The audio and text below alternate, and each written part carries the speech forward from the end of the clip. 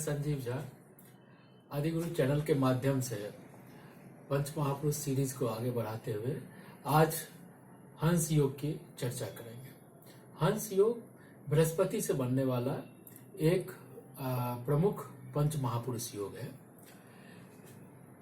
चूंकि यह योग बृहस्पति ग्रह की एक पर्टिकुलर स्थिति के हिसाब से बनती है, इसलिए बृहस्पति के कारक तत्वों का इसमें महत्ता रहता है और बाहुल्यता पाया जाता है। जैसा कि आप जानते हैं कि बृहस्पति ज्ञान का प्रतीक है, बृहस्पति बुद्धि का प्रतीक है, बृहस्पति धन का प्रतीक है, बृहस्पति सुख का प्रतीक है। इसलिए जब भी जातक के कुंडली में या हंस योग का निर्माण होता है तो जातक समृद्धिशाली होता है, ज्ञानी होता है, आध्यात्मिक होता है, लोगों का सेवा करने वाला होता है और सभी लोगों के साथ उसका परस्पर संबंध अच्छा होता है, क्योंकि उसका ज्ञान काफी होता है और वो आध्यात्मिक दृष्टि से इस संपूर्ण संसार को देखता है। हंस योग बनने का जो प्रमुख नियम महर्षि पराशर ने बताया है वह यह है कि गुरु का धनु राशि में, मीन राशि में या कर्क राशि में यदि गुरु होते हैं, अर्थात गुरु धनु राशि अर्थात 9 नंबर में, गुरु मीन राशि अर्थात 12 नंबर या गुरु यदि कर्क राशि अर्थात 4 नंबर में हो, 4 नंबर की राशि में हो, तथा ये राशि जो राशि मैंने बताया धनु राशि, मीन राशि या कर्क राशि यदि जातक के कुंडली में केंद्र में हो, अर्थात यहाँ पे हो, यहाँ पे हो, यहाँ पे हो, यहाँ पे हो, पहले भाव को, चौथे भाव को, 7वें भाव को और 10वें भाव को केंद्र में कहा गया है। तो गुरु की स्थिति धनु राशि में, मीन राशि या कर्क राशि में यदि केंद्र में होती है तो हंस योग का निर्माण हो जाता है। हंस योग का निर्माण होने से जातक, जैसा मैं बताया, काफी धनी होता है, अर्थात जातक को भौतिक सुख के साथ साथ चूंकि आध्यात्मिक होता है तो दैविक कृपा भी प्राप्त होती है। इसका मतलब यह होता है कि जातक धार्मिक होने के साथ साथ भौतिक सुखों के भोग करते हुए काफी आध्यात्मिक होता है और वह आध्यात्मिक जीवन के माध्यम से अपने आसपास या संपूर्ण संसार का कल्याण की भावना रखते हुए लोगों का कल्याण भी करता है। इस जातक में कफ की प्रवृत्ति होती है और यह जातक अल्पभाषी होता है और जातक के चरण, इसकी एक निशानी भी है कि जातक के चरण कमल में देखेंगे तो धनुष, शंख या कमल की जो आकृति होती है वो पांव के रेखाओं के द्वारा बनती हुई प्रतीत होती है। यह हंस योग होने का निशानी है। हंस योग प्रमुख रूप से आध्यात्मिक मार्ग पर चलने का एक बहुत बड़ा सूचक है। यदि आपके कुंडली में हंस योग है तो आप जरूर ही आध्यात्मिक मार्ग पर चलेंगे और आध्यात्मिक मार्ग में सफलता प्राप्त करेंगे। अब यह योग यदि बनता है कुंडली में तो जातक को इन सब चीजों का सुख प्राप्त होता है, किंतु इस योग का भंग होना भी कई बार देखा गया है। कई जातकों के कुंडली में हंस योग भंग भी देखा जाता है।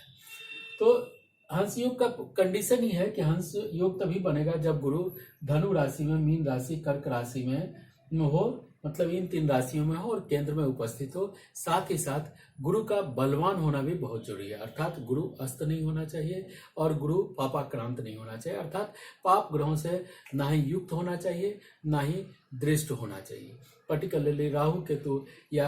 शनि से दृष्ट हो जाता है जब भी गुरु इस कंडीशन में या 6 से 12 में चला जाता है, 6 से 12 के यदि लॉर्ड हो जाते हैं गुरु, तो इस केस में देखा गया है कि हंस योग का जो प्रमुख विशेषताएं हैं या हंस योग की जो भौतिक सुख, दैविक कृपा या धन धान की जो समृद्धि की बात होती है उसमें कमी आ जाती है।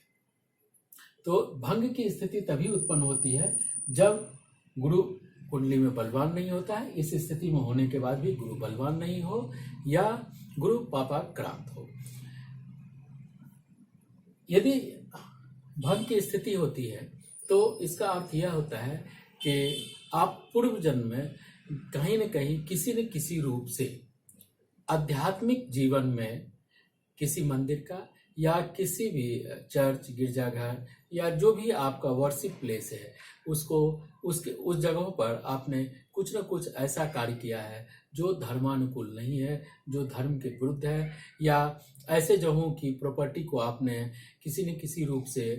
अपनाया होगा और जो धर्म के विरुद्ध होगा। और यह कार्य होने से ऐसा देखा गया है कि हंस योग भंग कुंडली में हो जाता है और उसका जो लाभ है वो जातक को नहीं मिलता है।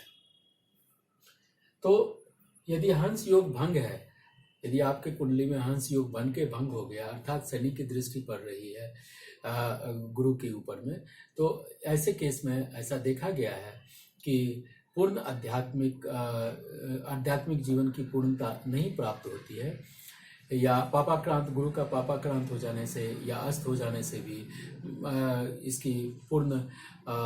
जो सुख है या इसकी जो प्रॉपर्टीज़ है, हंस योग की जो प्रॉपर्टीज़ है, वो आपको प्राप्त नहीं होते हैं। तो हमें करना क्या है ऐसी स्थिति में? जातक को यदि भंग हो रहा है तो जातक को किसी टेम्पल में या किसी ऐसे धर्म स्थान पे जाके सेवा देना चाहिए। अपना सेवा से उस धर्म स्थान का जैसे सफाई करना होता है, या जो गरीब लोग आते हैं उनकी सेवा करनी चाहिए, क्योंकि आप पूर्व जन्म में ली हुई प्रॉपर्टी को इस जन्म में लौटा नहीं सकते हैं। तो आपके पास एक ही रास्ता होता है कि आप ऐसे धर्म स्थान पे जाके, जो जिस समुदाय के हैं, चाहे वो हिंदू समुदाय के हैं, सनातन समुदाय के हैं तो मंदिर टेम्पल में जाएं, यदि वो क्रिश्चियन समुदाय के हैं तो चर्च में जाएं, यदि वो अन्य समुदाय के हैं तो अपने अपने धर्म स्थान पे जाके, जहाँ पूजा का स्थल है या मंदिर है, रिलीजियस प्लेस है, वहाँ जाकर अपना सेवा देना चाहिए। इससे दो चीज़ होता है, एक तो आपके अंदर की जो अहंकार है उस अहंकार में कमी आती है, और अहंकार में जैसे जैसे कमी आएगी गुरु अपना रिजल्ट्स देना शुरू कर देता है। यही रीज़न है कि हंस योग भंग के केस में नॉर्मली हम लोग यही जातक को कहते हैं कि आप धर्म स्थान पे जाकर अपना सेवा दें, यथाशक्ति सेवा दें। हंस योग जैसा कि आप जानते हैं कि पक्षियों में हंस बहुत खूबसूरत होता है, और इसी तरह से हंस योग होने से आपके जो जातक का बॉडी स्ट्रक्चर होता है वो काफ़ी खूबसूरत देखा गया है और काफ़ी आकर्षक भी हुआ करता है। हंस योग एक प्रमुख योग है और पंच महापुरुषों में गुरु से बनने वाला ये वन ऑफ द बेस्ट योग इसको बोला जाता है, जिससे कि नॉट ओनली आध्यात्मिक सुख, आपको भौतिक कुछ सुख के साथ साथ दैविक कृपा भी प्राप्त होती है।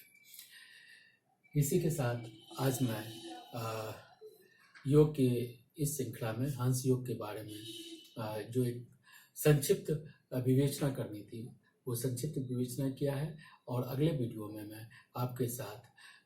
जो पंच महापुरुष के दो योग हैं, अर्थात शश योग और मालव योग, उसके बारे में चर्चा करेंगे। तब तक के लिए मैं अपनी वाणी को विराम देता हूँ। नमस्कार।